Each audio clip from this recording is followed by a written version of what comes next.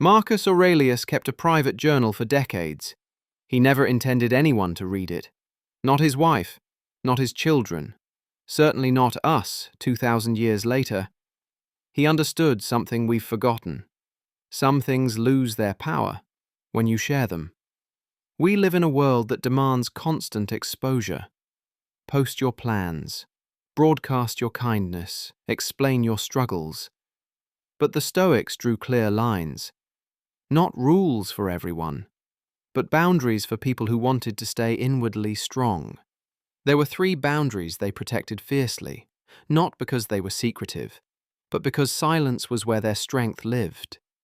By the end of this, you'll understand why silence is sometimes your greatest strength. The Stoics weren't antisocial. Marcus Aurelius led an empire, Seneca advised emperors, Epictetus taught students. They valued community, friendship, and duty to others, but they were deliberate about what they exposed and what they didn't. All 3 of these boundaries followed the same principle. What grows best is what isn't constantly exposed. This brings us to the first boundary they protected. The first boundary was their future plans. Marcus Aurelius never announced his strategies before battle. He planned in silence, he moved quietly, and when he succeeded, the results spoke for themselves. There's a line in Meditations you can feel more than quote. The best revenge is not to be like your enemy, not perform, not posture, not broadcast, just move. Words diffuse energy, action concentrates it. The second boundary was their good deeds. Seneca wrote, in essence, that the purest kindness doesn't need an audience. Not for recognition, not for proof, not to establish moral identity. When generosity is announced, something subtle changes. It stops being about helping someone and starts being about being seen helping someone. Virtue turns into vanity. The Stoics understood this deeply. True goodness doesn't need witnesses. But here's the part most people miss about this. It isn't about humility for its own sake. It's about keeping the act clean. Once you attach an audience, you contaminate it. The third boundary was their inner struggles. Epictetus was born a slave. He endured physical suffering, poverty, and humiliation. But he didn't make pain his public identity. He didn't perform his wounds. He processed them privately and transformed them into philosophy. Not every battle needs witnesses. Not every wound needs an audience. The Stoics believed your struggles are yours to carry, and that you should be selective about who gets access to them. Now let's talk about why this feels so difficult today. Future plans. We've turned announcements into rituals. New Year declarations, business ideas shared before they exist, dreams broadcast to people who didn't ask, and then the leakage starts. Well, that's risky. Are you sure? You should do it this way. Suddenly your energy is spent defending the idea instead of building it. There's research suggesting that publicly announcing goals can reduce follow-through for some people. The social reward can feel like progress. You felt this before. You shared a plan, you felt good telling it, and then nothing happened. The announcement became the achievement. This doesn't mean you tell no one. If someone is directly responsible for helping you build it, tell them. Everyone else doesn't need the preview. Social media turned kindness into performance. Look at me donating. Watch me help. See how good I am. Acts of charity filmed, screenshots posted, proof required, and the act itself changes.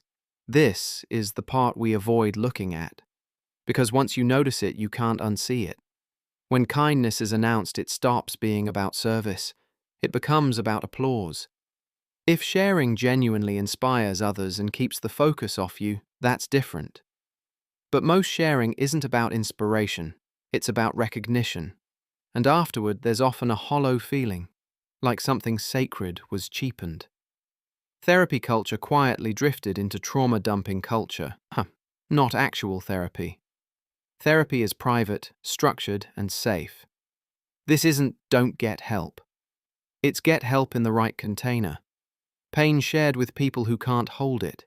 Suffering turned into identity. Stories repeated until they harden. Most people can't help you. Some will use it later. Others will see you differently, not better. And every retelling reinforces the wound. Sympathy becomes addictive, and healing gets delayed. The Stoics weren't against compassion, they were against dependence on an audience. So what changes when you respect these boundaries? Future plans. When plans stay private, energy stays focused. No premature doubt. No early validation. No performance. You move because you've decided to, not because you've announced it. Marcus Aurelius prepared quietly. When he acted, it was decisive. Work in silence, build quietly, share only after it exists. What changes when you stop needing to announce? You stop needing permission. You stop needing validation. Silence isn't weakness. Silence is power. When kindness becomes private, it becomes pure again. No applause, no transaction, just service. Do something kind this week. Help someone, make something easier, and tell no one. Silence isn't hiding. Silence is where virtue lives. When pain is processed privately, you own it. You're not reinforcing it through performance. You're not collecting sympathy. You're forging strength. Choose carefully who gets access to your struggles.